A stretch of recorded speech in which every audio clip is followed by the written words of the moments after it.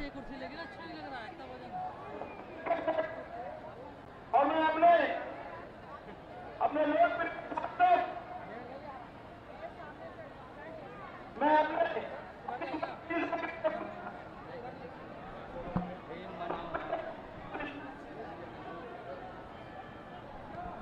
Hello,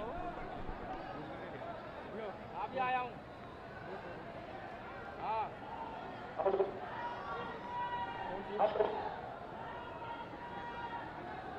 पहले इस पर ध्यान दो, फोन में बात करो। अरे उसको बताओ, बोल ना रहो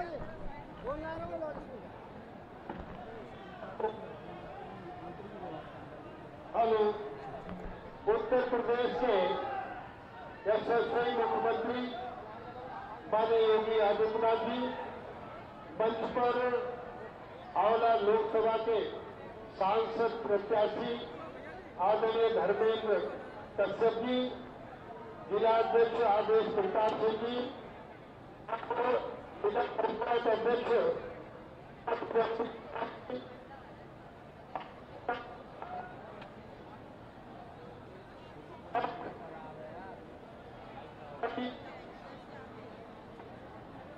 और हमारी बोतल अच्छा, क्या करूँ बताओ। हेलो डोडराम कुशवाहा डाउन कॉल कर दूँ। अच्छा, ऑडियो देखते रहना है कि ऑडियो खराब हो चुकी है। मैंने माइक लगाया हूँ और नीचे कर दिया हूँ कैमरा, क्योंकि अगर मैं नीचे करूँगा तो पूरे फोन देखता रहेगा, लेकिन मेरे पास कोई रास्ता नहीं नीचे करने का, तो पूरा जब देख रखा हूँ। उपस्थित आदरणीय ध्यान मानव देते रहना। मित्रों, आज हम सब भाग्यशाली हैं। ठीक है, आंवला की धरती पर पहली बार उत्तर प्रदेश के यशस्वी मुख्यमंत्री माननीय योगी आदित्यनाथ पधारे हैं। हम उनका हार्दिक अभिनंदन और वंदन करते हैं। आंवला की जनता की ओर से भी आभार व्यक्त करता हूँ, क्योंकि आंवला पधारने पर आपने बड़ी कृपा की है। मानव आंवला की जनता आपकी आभारी है।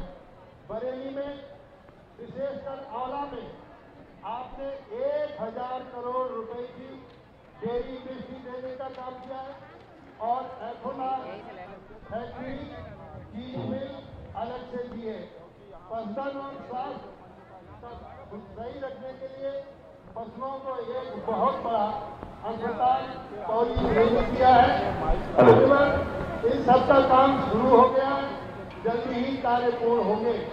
आप लोगों को एक पुनः पधारने की कृपा करेंगे। आपने हमसे आंवला आने का आश्वासन भी दिया था। इस चुनावी सभा को हम उसमें काउंट नहीं करेंगे। मान्यवर क्षेत्र रामनगर आंवला महाभारत काल की राजधानी का है।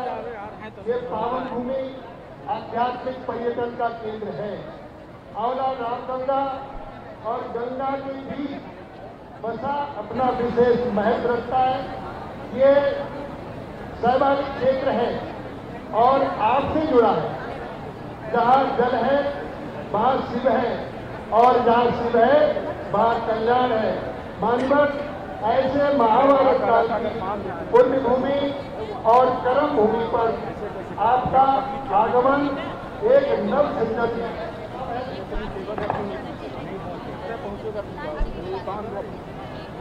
मानव आंवला क्षेत्र जनसंघ से लेकर आज तक आंशिक कालखंड को छोड़कर भारतीय जनता पार्टी के साथ खड़ा रहा है। यही कारण है धर्मेंद्र कश्यप सांसद तीसरी बार के प्रत्याशी हैं।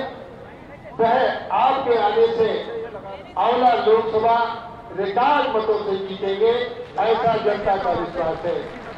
मानव देश ही नहीं, दुनिया की सबसे बड़ी विधानसभा उत्तर प्रदेश लखनऊ में आपने गुंडों और अपराधियों को शरण देने वाले पूर्व मुख्यमंत्री अखिलेश यादव को आपने ललकारा, जिसे पूरे देश ने देखा, और आपने कहा मैं अपराधियों को मिट्टी में मिला दूंगा और आपके गुरुदेव ने सबको मिट्टी में मिला देने का काम किया। मानवत ऐसे गुरुदेव बाबा का पुनः मैं हार्दिक अभिनंदन और वंदन करते हुए अपने वक्तव्य को विराम देता हूँ। हम सब एक बार दोनों हाथ उठाकर बोले जय जय श्री राम, जय जय श्री राम। भारत माता की जय। बहुत बहुत धन्यवाद माननीय मंत्री जी। और मैं इसी के साथ अपने लोकसभा के लोकप्रिय सांसद जो 2 बार से लगातार आप लोगों ने सांसद बनाया है और तीसरी बार भी ये सांसद बनाने जा रहे हैं, ऐसे अपने लोकप्रिय जनप्रिय सांसद जी के लिए मैं आमंत्रित करता हूँ वो आए और आकर हमारे आए हुए जनता जनार्दन से अपने वोट की भी अपील करें और अपने वक्तव्यों से सबका मार्गदर्शन के माननीय सांसद जी। आंखों में जलन, आंखों में जलन, सीने में तूफान सा क्यों है। आंखों में जलन, सीने में तूफान सा क्यों है। योगी जी के नाम से हर गद्दार परेशान सा। न झांक सके गद्दार, न झांक सके गद्दार, ऐसी दीवार बनाते हैं। चलो दोस्तों जाति तोड़कर फिर मोदी सरकार बनाते हैं। आज इस हावड़ा लोकसभा में प्रदेश के माननीय मुख्यमंत्री योगी आदित्यनाथ जी का आशीर्वाद और इसमें हम सबको प्राप्त हुआ है।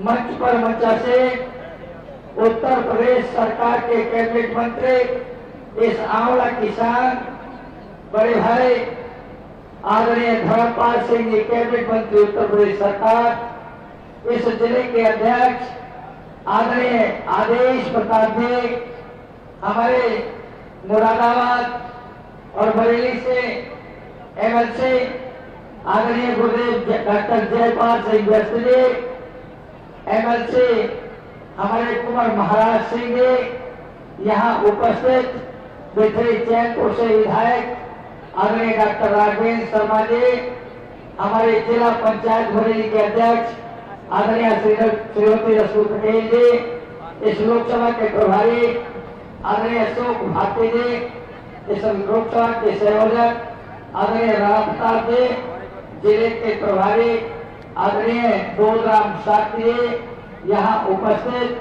हमारे हरिपुर से विधायक आदरणीय श्याम लाल जी, शेखपुर से पूर्व विधायक आदरणीय धर्मेंद्र शास्त्री, खतागंज से हमारी बहुत ही जनप्रिय विधायक आदरणीय राजकुमार सिंह, आदरणीय राजीव कुमार सिंह बब्बू भैया, यहाँ उपस्थित संदीप सक्सेना जी, आदरणीय महामंत्री भाई रामनिवास मौर्य जी, ठाकुर ओमपाल सिंह गद्दा जी, ठाकुर धर्मपाल सिंह जी, भाई धीरू सिंह जी, हमारे महामंत्री शिव प्रताप जी, बिलासपुर यशवंत जी, हमारे उपस्थित मंच पर सभी वीर सिंह पाल जी, पूर्व जिलाध्यक्ष जी, संजीव शर्मा जी, सह प्रभारी जी, आरती देवी जी, ब्लॉक प्रमुख हमारे आलमपुर जाफराबाद, हमारे ब्लॉक प्रमुख के अलावा सभी सम्मानित प्रौढ़ अनुरागी जी, उषा सतीजा जी, राकेश मोहन त्यागी जी, सभी यहाँ उपस्थित सम्मानित साथियों और मित्रों, आपका स्नेह और आशीर्वाद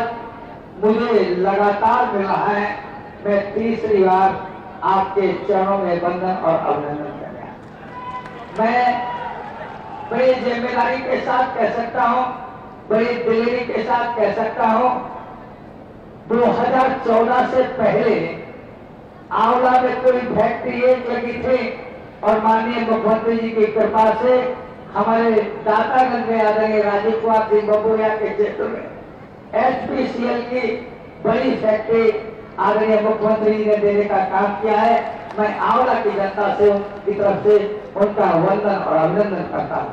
पीएससी की बटालियन हमें देने का काम किया, रोडवेज देने के काम किए, हरिपुर और यहाँ कैलाशगिरी मणि का फूल हमको आंवला में देने का काम किया। ये हजारों करोड़ रुपए की इस आंवला में इंडस्ट्री लगा करके इस आंवला को इंडस्ट्रियल हब बनाने का काम किया।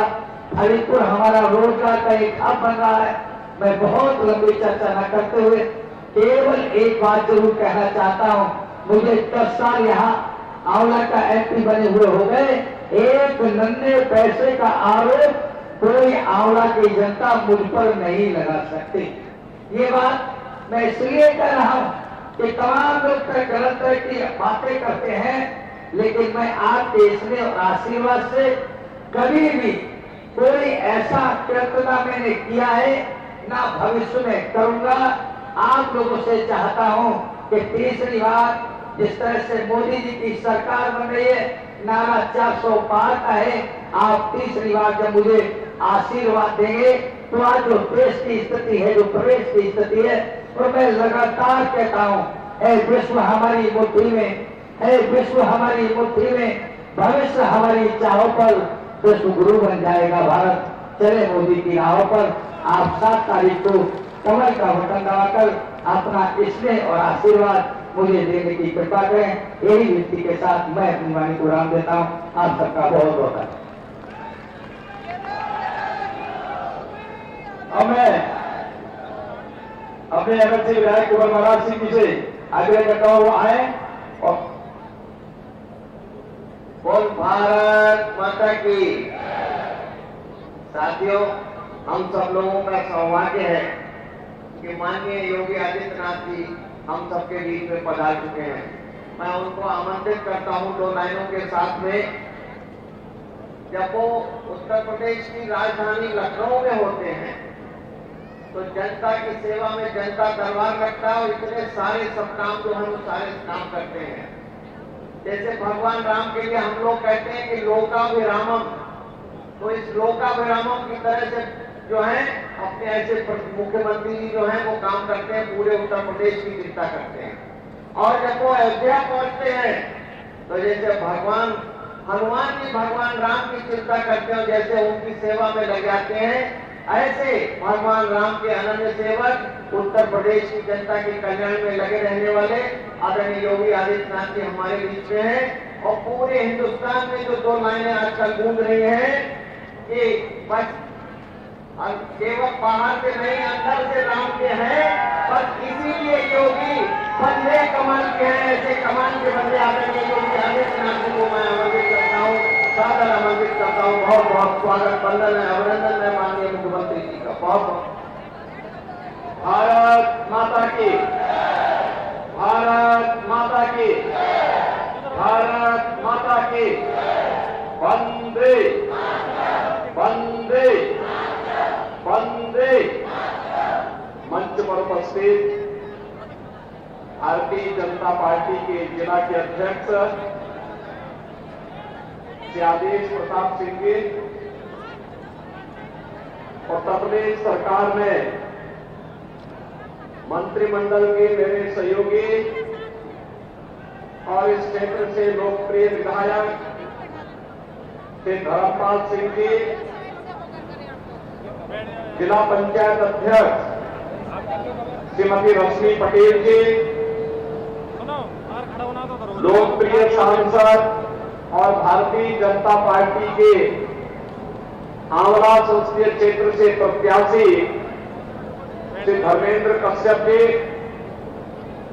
विधान परिषद सदस्य कुंवर महाराज सिंह जी, माननीय विधायकगण डॉक्टर श्याम बिहारी लाल जी, श्री राजीव कुमार सिंह जी, डॉक्टर राघवेंद्र शर्मा जी, पूर्व विधायक श्री धर्मेंद्र साक्य जी, पूर्व विधायक सनोज साक्य जी, भारतीय जनता पार्टी और सहयोगी दलों के सभी पदाधिकारीगण, भारी संख्या में आंवला में आज उपस्थित इस क्षेत्र से जुड़े हुए सभी बहनों और भाइयों, आज मुझे आंवला क्षेत्र में बाबा पंचेश्वर नाथ की कृपा भूमि पर आप सबसे संवाद बनाने का सौभाग्य प्राप्त हुआ है। इस पावन धरा को नमन करते हुए मैं आप सबका हृदय से स्वागत करता हूं, अभिनंदन करता हूं। बहनों और भाइयों, मुझे बताया गया कि यह क्षेत्र पौराणिक पांचाल देश की राजधानी के रूप में भी प्रसिद्ध रही है और साथ साथ यही वह क्षेत्र है जहां अज्ञातवास के दौरान 5 पांडवों से यक्ष ने प्रश्न किए थे और उन प्रश्नों का उत्तर धर्मराज युधिष्ठिर ने दिया था। और यहां के बारे में मुझे बताया गया है कि यहां का मरोना धाम जो श्याम ठाकुर की कृपा का धाम बन चुका है, उस धाम में पूर्णिमा के दिन लाखों की संख्या में श्रद्धालु आकर के अपनी मनोकामनाओं की पूर्ति करते हैं। यहाँ के इन सभी पवित्र तीर्थ स्थलों, मंदिरों, पूज्य संतों को नमन करते हुए आप सभी से मैं जो प्रश्न कभी यक्ष ने बहनों और भाइयों युधिष्ठिर से किए थे, पांडवों से किए थे, वही प्रश्न आज मैं आप सबके सामने दोहराना चाहता हूं। बहनों और भाइयों, लोकसभा का चुनाव चल रहा है। तीसरे चरण के लिए चुनाव प्रक्रिया में हम आगे बढ़ चुके हैं। 2 चरणों के चुनाव संपन्न हो चुके हैं। 191 सीटों पर चुनाव अब तक हुए हैं और 191 सीटों के चुनाव के रुझान बताते हैं कि पूरे देश के अंदर एक ही स्वर गूंज रहा है और वह स्वर है कि फिर एक बार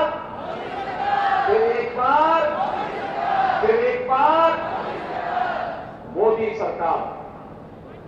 बहनों भाइयों, मोदी सरकार के स्वर क्यों गूंज रहे हैं? इसका कारण है मोदी जी ने 10 वर्ष के अंदर देश की कायाकल्प की है, भारत को एक नई पहचान दी है, भारत का दुनिया के अंदर सम्मान बढ़ाया है, भारत की सीमाओं की सुरक्षा की है, भारत के अंदर आतंकवाद और नक्सलवाद की समस्या का समाधान किया है, विकास के बड़े बड़े कार्यों को बिना भेदभाव के देश के अंदर लागू करके भारत को दुनिया की एक बड़ी ताकत के रूप में स्थापित करने के लिए कार्य किया है और गरीब कल्याणकारी योजनाओं का लाभ बिना भेदभाव के गांव, गरीब, किसान, नौजवान, महिलाएं और समाज के सभी तबके को उपलब्ध करवाने का काम किया है। बहनों भाइयों, आज भारत का दुनिया के अंदर सम्मान है। 140 करोड़ भारतवासी जब दुनिया के अंदर जाता है, आज सम्मान की निगाहों से देखा जाता है, लेकिन 2014 के पहले ऐसा नहीं था। आज भारत की सीमाएं सुरक्षित हैं, लेकिन 2014 के पहले ऐसा नहीं था। 2014 के पहले दुश्मन कभी भी भारत की सीमा में घुसपैठ कर जाता था। आतंकवाद और नक्सलवाद 2014 के पहले सिर चढ़ करके बोल रहा था। आज आतंकवाद और नक्सलवाद की समस्या का समाधान हो गया है और अब तो कहीं जोर से पटाखा भी फूटता है ना, तो पाकिस्तान सफाई देता है कि नहीं, मेरा इसमें हाथ नहीं है। बहनों भाइयों, ये वही हिंदुस्तान है 2014 के बाद के हिंदुस्तान को पहचानो। आज हाईवे बन रहे हैं, रेलवे के काम हो रहे हैं, मेट्रो की लाइन बिछ रही है, रैपिड रेल बन रहे हैं, IIT, IIM, multi medical college, IIT, NIT, world class university, ये सभी बन रहे हैं, नए नए उद्योग लग रहे हैं, हर घर नल की योजना भी लागू हुई है। और यही नहीं बहनों और भाइयों, गरीब कल्याणकारी योजनाओं का लाभ इस रूप में 80 करोड़ लोगों को फ्री में राशन की सुविधा का लाभ, 60 करोड़ लोगों को 5 लाख रुपए की स्वास्थ्य बीमा का कवर, 50 करोड़ लोगों के लिए बहनों और भाइयों जनधन अकाउंट खोलने का कार्य, और यही नहीं 12 करोड़ किसानों को किसान सम्मान निधि का लाभ, 12 करोड़ लोगों के घरों में शौचालय का निर्माण, 10 करोड़ घरों में उज्ज्वला योजना की रसोई गैस के सिलेंडर मोदी जी ने कनेक्शन दिए। होली और दीपावली में उत्तर प्रदेश सरकार फ्री में रसोई गैस भी उपलब्ध करवाने का काम कर रही है उन लोगों को। बहनों और भाइयों, 4 करोड़ गरीबों के मकान बन गए और अगले 5 वर्ष के लिए 3 करोड़ नए मकान बनाने का भी संकल्प मोदी जी ने कर लिया। आप सोचो, ये जितनी योजनाएं दी गई किसी जाति मत मजहब को ध्यान में रख के दी गई क्या? बिना भेदभाव के सबको दी गई। लेकिन आज जो प्रश्न मैं आपसे करने वाला हूं वह प्रश्न वही यक्ष प्रश्न है जो कभी यक्ष ने धर्मराज युधिष्ठिर से किए थे और उस समय उन्होंने जो प्रश्न किए थे वो तो 100 थे, लेकिन मैं केवल 10 प्रश्न पूछना चाहता हूं।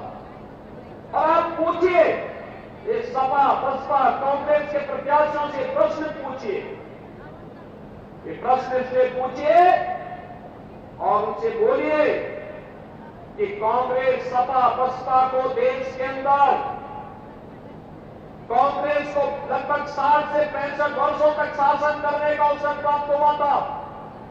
समाजवादी पार्टी और बहुजन समाजवादी पार्टी को प्रदेश के अंदर 3-3, 4-4 बार सत्ता में आने का अवसर प्राप्त हुआ था। इन्होंने प्रदेश और देश के सामने क्या समस्याएं खड़ी की थी और इसीलिए मैं आपसे पूछता हूं कि देश के सामने पहचान का संकट करने का दोषी कौन है? देश के सामने सुरक्षा का संकट पैदा करने वाले कौन दोषी हैं? देश को विकास से वंचित करने के दोषी कौन? देश में भूखमरी से हुई मौतों का दोषी कौन? देश में अन्नदाता किसानों की मौत का जिम्मेदार कौन? जो आत्महत्या कांग्रेस की सरकार में अन्नदाता किसान करता था, इसका दोषी कौन है? सपा बसपा कांग्रेस की सरकार में तुष्टीकरण की नीति, घातक नीति के कारण हुए दंगे, निर्दोष लोगों की मौतें और व्यापारियों को हुए नुकसान का दोषी कौन? भ्रष्टाचार की भीषण समस्या के कारण भारत का विकास जो बाधित हुआ, इसका दोषी कौन? पलायन और बेरोजगारी की समस्या के कारण 2014 के पहले जिन नौजवानों ने पलायन किया था, उनके जीवन के साथ खिलवाड़ हुआ था, इसका दोषी कौन है? बिजली और पानी से जनता जनार्दन को वंचित करने वाले कौन वे लोग हैं? क्या कांग्रेस इसका जवाब दे पाएगी? उसका दोषी कौन है? और अंत में बहनों और भाइयों, जो 10वां प्रश्न है वह ये कि इतने दशकों तक शासन करने के बाद भी कांग्रेस सपा बसपा आपकी आस्था के साथ खिलवाड़ करती रही, इसका दोषी कौन है? बहनों और भाइयों, ये वही कांग्रेस है, ये वही सपा है, ये वही बसपा है। जब सत्ता में आए थे तब कहते थे, कांग्रेस के लोग कहते थे राम हुए ही नहीं, समाजवादी पार्टी के लोग कहते थे कि अयोध्या में परिंदा भी पर नहीं मर सकता। आखिर आज सत्ता से वंचित हुए, अब कैसे तड़प रहे हैं लोग? जैसे बिन पानी मछली तड़पती है, क्योंकि बगैर सत्ता के लोग रह नहीं सकते। आप सोचिए समाजवादी पार्टी के हाल को देखिए। कल्याण सिंह जी का पूरा जीवन उत्तर प्रदेश के विकास के लिए, श्री राम जन्मभूमि के लिए समर्पित था और स्वर्गीय कल्याण सिंह जी की जब मृत्यु हुई, समाजवादी पार्टी ने अपने संवेदना के एक भी शब्द नहीं व्यक्त किए। कल्याण सिंह जी प्रदेश के पूर्व मुख्यमंत्री, राज्यपाल, और उनकी दुखद मृत्यु पर समाजवादी पार्टी के पास संवेदना के एक भी शब्द नहीं। मुलायम सिंह जी की मृत्यु हुई, मैं स्वयं गया था, मैं सेफई गया था, लखनऊ भी गया था, सेफई भी गया था, श्रद्धांजलि देने के लिए गया था। लेकिन बहनों और भाइयों, ये समाजवादी पार्टी के ही लोग एक माफिया की मौत पर कैसे घड़ियाली आंसू बहाते हैं। आपने अभी देखा होगा एक माफिया के मरने पर हत्या करने के लिए इस माफिया के जो लोग हिंदुओं के मरने पर संवेदना न व्यक्त कर सकते हो और माफिया के मरने पर हत्या पढ़ते हो, क्या उनको सत्ता में आने का अधिकार है? क्या उनको सत्ता में आने का अधिकार है? क्या ये लोग जाति का सहारा लेंगे लेकिन परिवार तक सीमित हो जाएंगे। आपने देखा होगा समाजवादी पार्टी ने एक ही परिवार के सब लोगों को निकलते, अपने ही परिवार के सब लोग, परिवार के बाहर कोई नहीं, परिवार के बाहर सोच ही नहीं है, जाति का सहारा लेंगे। लेकिन बहनों और भाइयों, घूम फिर करके परिवार में आएंगे और ये तो महाभारत की धरती है, महाभारत के रिश्ते देखने तो उसके सबसे अच्छे नमूने समाजवादी पार्टी के लोग हैं। वहां सभी पात्र महाभारत के मिल जाएंगे और इसीलिए मैं आप सबसे कहने के लिए आया हूं, कांग्रेस और सपा बसपा का जो हिडन एजेंडा है उनके घोषणा पत्र से उजागर होता है। वे फिर से प्रदेश को, देश को दंगों की आग में झोंकना चाहते हैं, भारत का विभाजन की आधारशिला रखना चाहते हैं। मेहनत के बाद भारतीय जनता पार्टी की सरकारों ने सुरक्षा का, निवेश का, रोजगार का जो बेहतर माहौल बनाया है, इसमें बैरियर बन करके लोग आए हैं। हमें देश के विकास में किसी को बैरियर नहीं बनने देना चाहिए। अगर कांग्रेस सपा बसपा चाहती, कांग्रेस चाहती देश की आजादी के तत्काल बाद अयोध्या में राम जन्मभूमि के भव्य मंदिर के निर्माण का मार्ग प्रशस्त हो गया होता। कांग्रेस ने तो कहा राम हुए ही नहीं, यानी हमारे आराध्य देव को अपने स्वयं की जन्मभूमि के लिए प्रमाण जुटाने पड़े। लेकिन सत्य को कोई झुटला नहीं सकता है। अर्थतः वही हुआ, अयोध्या में राम मंदिर का निर्माण हुआ है ना। क्या ये कांग्रेस सपा बसपा के लोग कर पाते? क्या ये लोग कर पाते? क्या आतंकवाद की समस्या का समाधान ये लोग कर पाते? क्या नक्सलवाद की समस्या का समाधान ये लोग कर पाते? क्या भ्रष्टाचार पर प्रहार कांग्रेस सपा बसपा के लोग कर पाएंगे? क्या सुरक्षा का माहौल ये दे पाएंगे? क्या और माफिया से निपटने का काम ये लोग कर पाएंगे? क्या अरे तो माफिया और दंगाइयों को अपने गले का हार बना करके घूमते थे।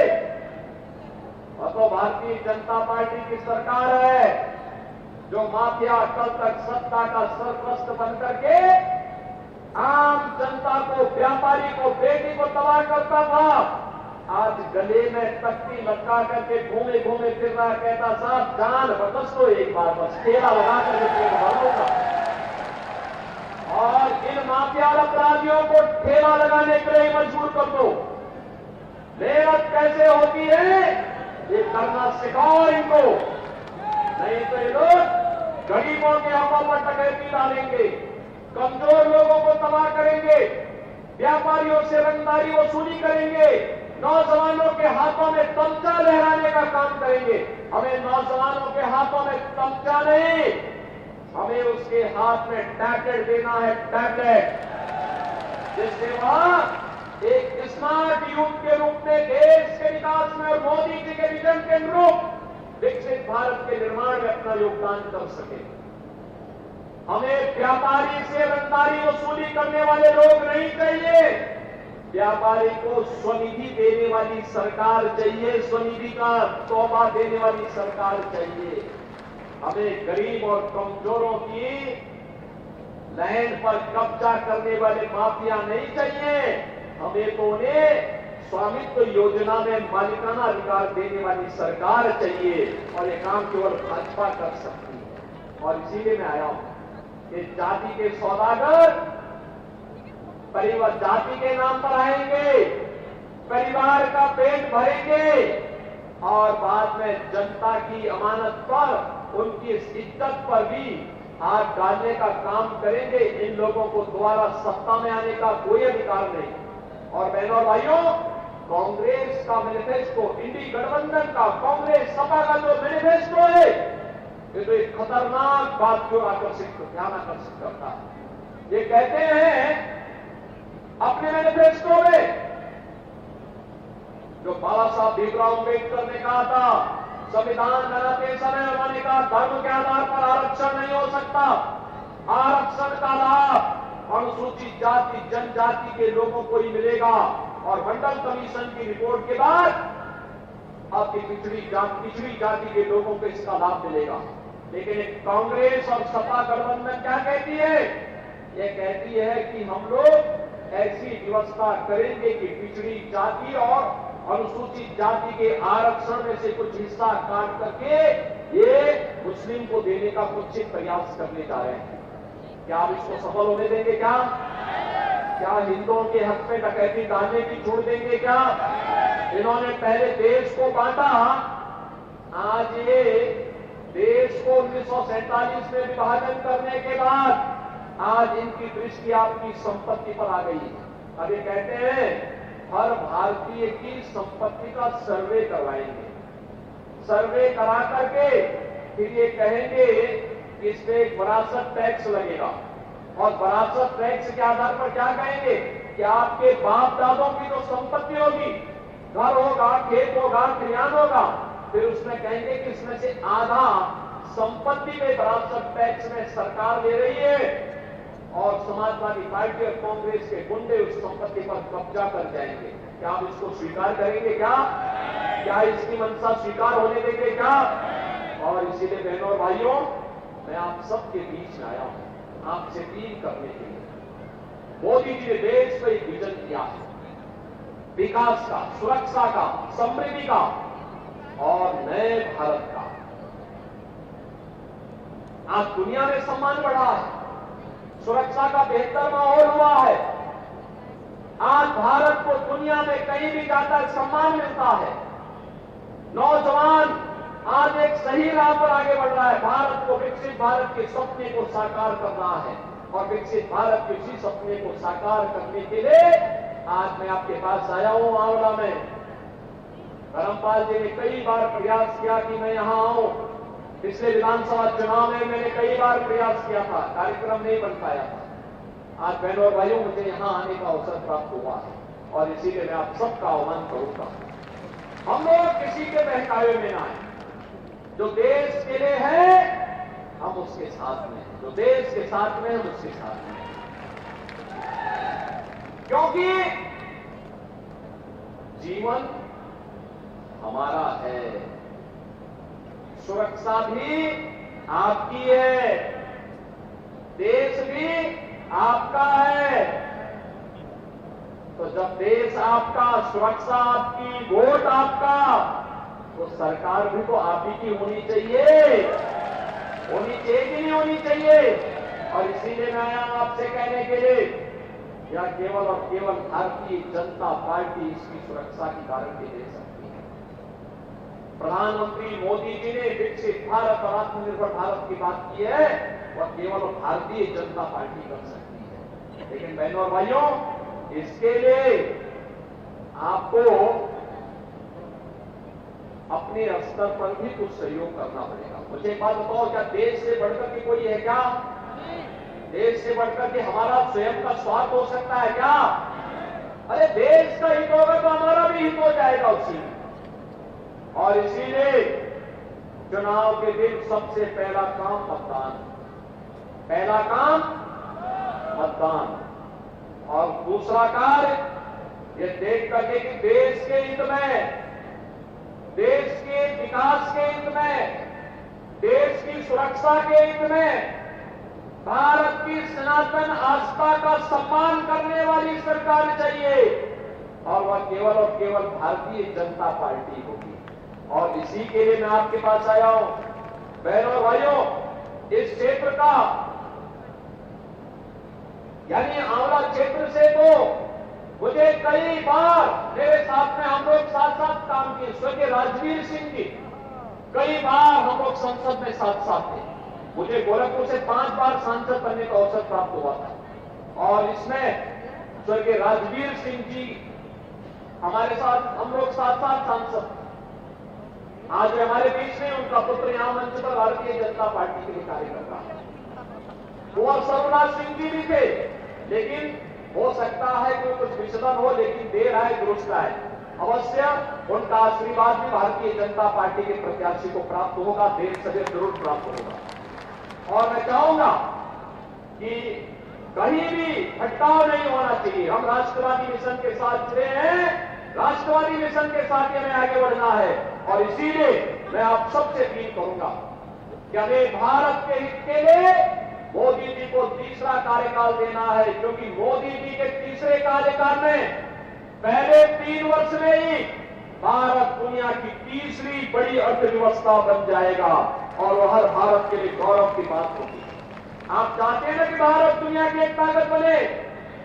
आप चाहते हैं भारत दुनिया की एक ताकत बननी चाहिए?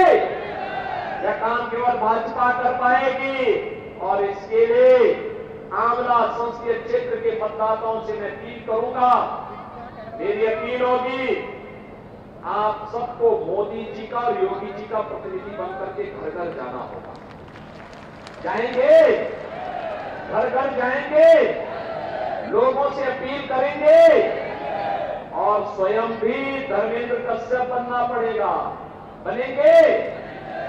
घर घर जाकर के जनता जनार्दन से अपील करनी है, और एक ही अपील करनी है, और वो अपील ये करनी है कि धर्मेंद्र कश्यप को रामायण काल के संबंधों को निभाने के लिए आया है। जब प्रभु राम की नैया को पार करने के लिए केवट आया था, उसी केवट के प्रतिनिधि के रूप में वो आपके बीच आया है।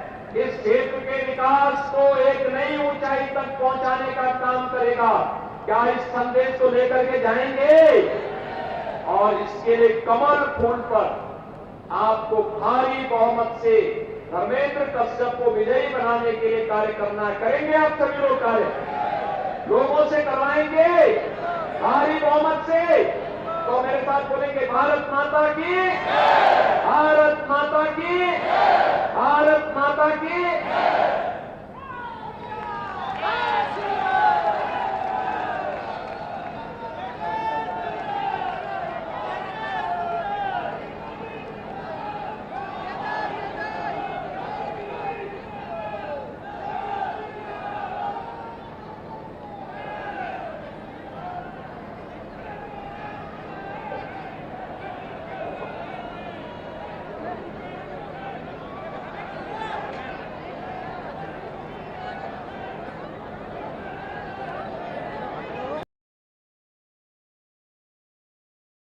नमस्कार प्रधानमंत्री जी। एशियानेट सुवर्णा न्यूज़, एशियानेट न्यूज़, कन्नड़ा प्रभा और asianetnews.com से बात करने के लिए